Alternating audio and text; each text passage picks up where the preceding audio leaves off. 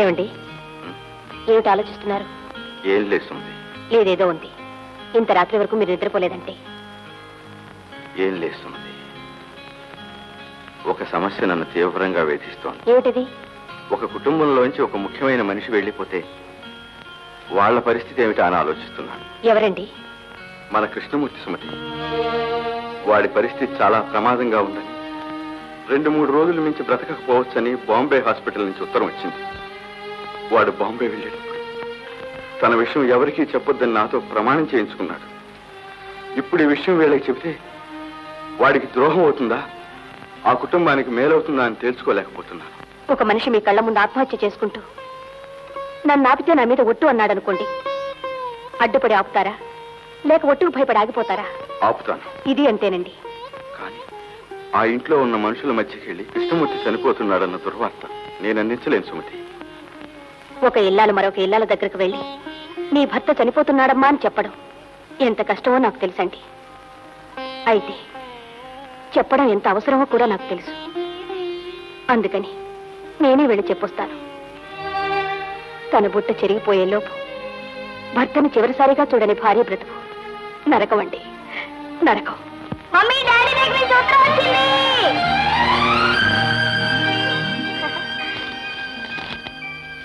ఏం రాశాడో చూడు. నా గురించి రాసుంటాడు. ఇంత పెద్ద ఉత్తరం అయినప్పుడు ఇంట్లో అందరి గురించి రాసుంటారులే నానమ్మా. చిరంజీవి బేబీకి. మీ ఎవ్వరి గురించి కాదు, నా గురించి. రాత్రి నాకు తమాషా అయిన కల వచ్చింది. నాకు రెక్కలు వచ్చినట్టు. చూడాలమ్మా ఎంత బాగుందో. నా బంగారు తండ్రి బానే ఉన్నాడే రెక్కలు వస్తే. నేను ఆకాశంలో ఎగురుతున్నట్టు.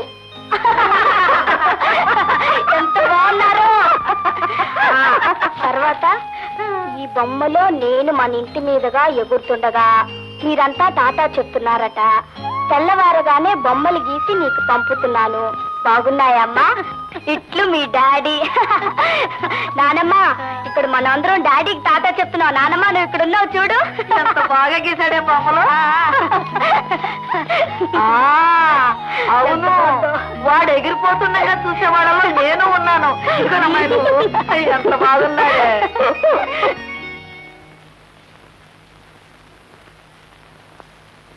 శ్రీలక్ష్మి గారు. అరే రే, సుమతి గారా? రండి రండి. సినిమా నుంచి వస్తూ మిమ్మల్ని చూసి వెళదామని. రండి, కూర్చోండి.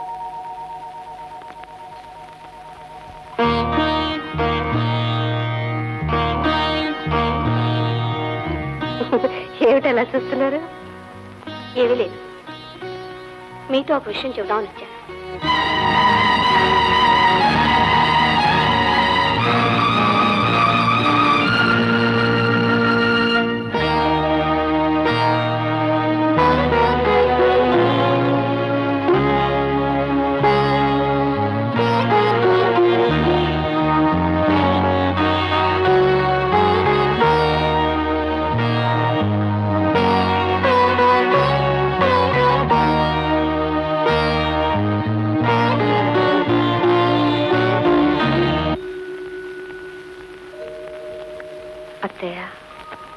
ఏమ్మా?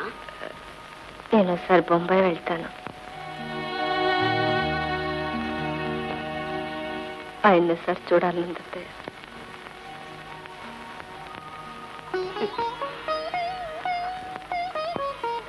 బొంబాయి పెడతావా? అలాగేనమ్మా, తప్పకుండా పెడుతూ కానీ. అమ్మా, నేను వస్తానమ్మా. తప్పమ్మా, నేను త్వరగా వచ్చేస్తాను కదా. నేను నీతో పాటు తిరిగి వచ్చేస్తానుగా. అమ్మా అమ్మ, ప్లీజ్ నాన్ను చూడాలను. బేబీ, నా బంగారు తల్లి కదా, చెప్పిన మాట వినాలమ్మా. తప్పమ్మా. అమ్మా ప్లీజ్.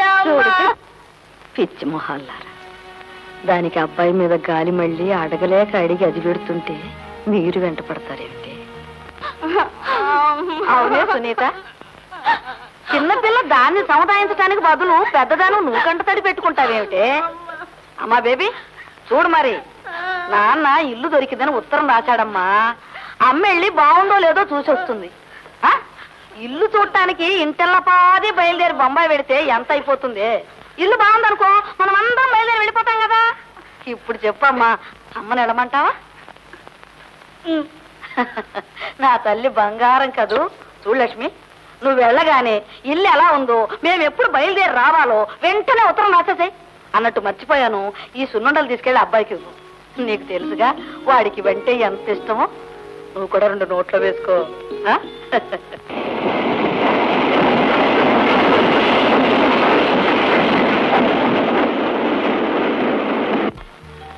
సిస్టర్, రూమ్ నెంబర్ 120 ఎక్కడ?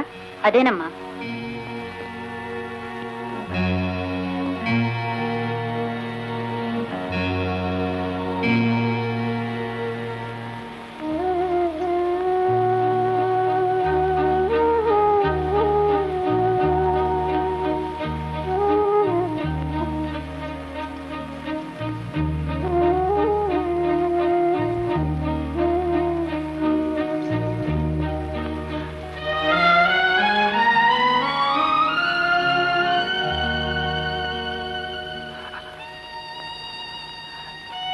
లక్ష్మి, ఏమండి, ఏమిటండి ఇలా అయిపోయారు?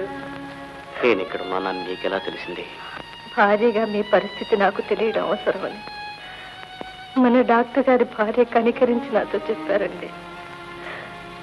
ఆలుమగల అనుబంధం సావు బ్రతుకులకు అతీతమైందంటారే. ఈ విషయంలో నన్ను ఎందుకు దూరంగా నెట్టేశారు? నేను మీకేమీ కాననుకున్నారా? లక్ష్మి, నా విషయం అమ్మకి పిల్లలకి చెప్పొచ్చావా? మీ మీదే ప్రాణాలు పెట్టుకున్న అత్తగారికి, మీకు ముళ్ళు గుచ్చుకున్న విలవిల్లాడిపోయే పిల్లలకి ఈ విషయం చెప్తే వాళ్ళు ఏమైపోతారోనని భయపడ్డానండి. వారి గురించి నువ్వెలా ఆలోచించావో మిమ్మల్ని అందరిని గురించి నేను అదే విధంగా ఆలోచించి చెప్పకుండా బయలుదేరొచ్చాను. పిల్లలు ఎలా ఉన్నారు? తీయటి అబద్ధాన్ని చవి చూస్తూ పడున్నారు అక్కడ.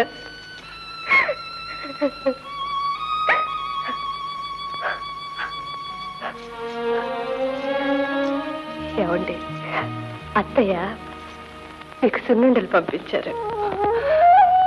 సున్నుండలా? ఏవి?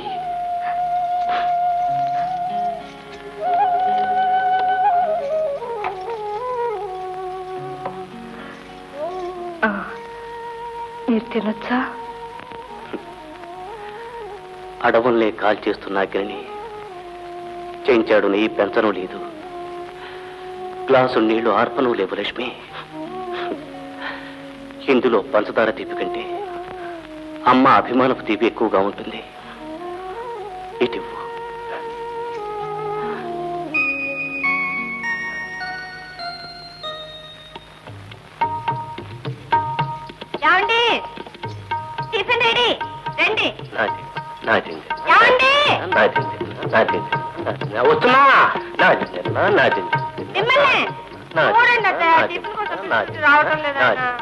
వస్తున్నా కోసం తిరవాలా లక్ష్మి?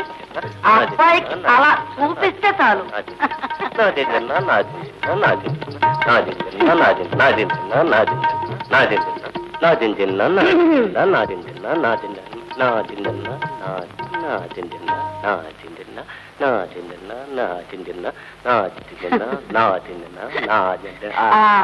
ఏం తిన్నా?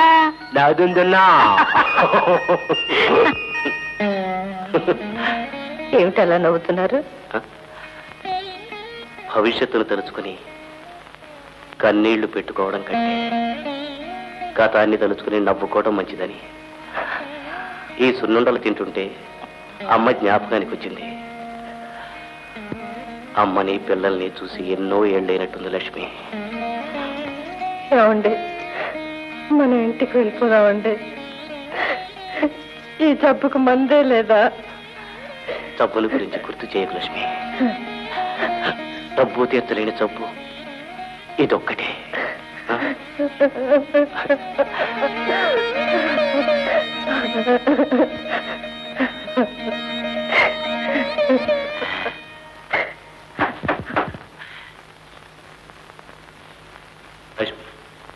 నృత్యం చేయడని ఇక్కడ వాటుబాయ్.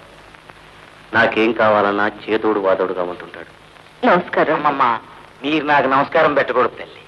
చిన్న కుర్రాడిని, ఆయుష్ సగం తగ్గిపోద్ది. మా ఆవిడ. మీ పక్క మీద ఇంటి ఆవిడ కాకపోతే వంట ఆవిడ కూర్చుంటుంది ఏంటండి? చూడగానే అనుకున్నా వస్తా. ఎక్కడికయ్యా? ఇంటికండి. డ్యూటీ అయిపోయింది. వేళకి ఇంటికి వెళ్ళపోతే మా హౌస్ వైఫ్, అదేనండి నా భార్య, ఏదో ఒక ఫినిషింగ్ టచ్ ఇచ్చేస్తుంది.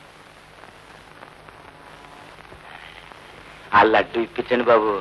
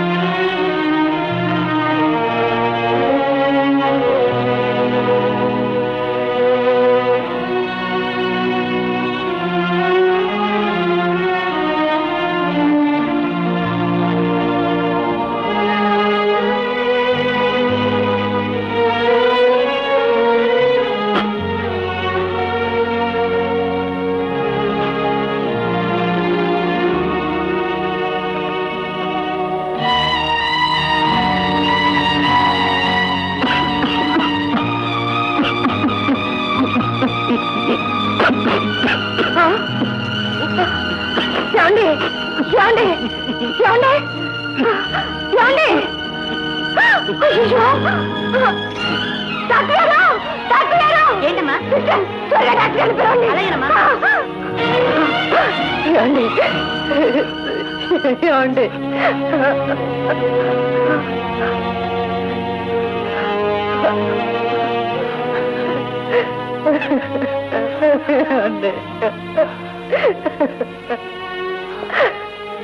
Prepare injection.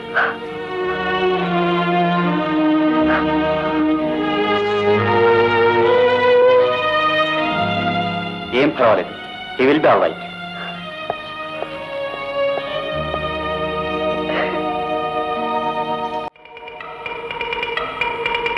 ఇవాళ డ్యూటీకి ఏదన్నా మంచి ఫినిషింగ్ టచ్ ఇవ్వాలి.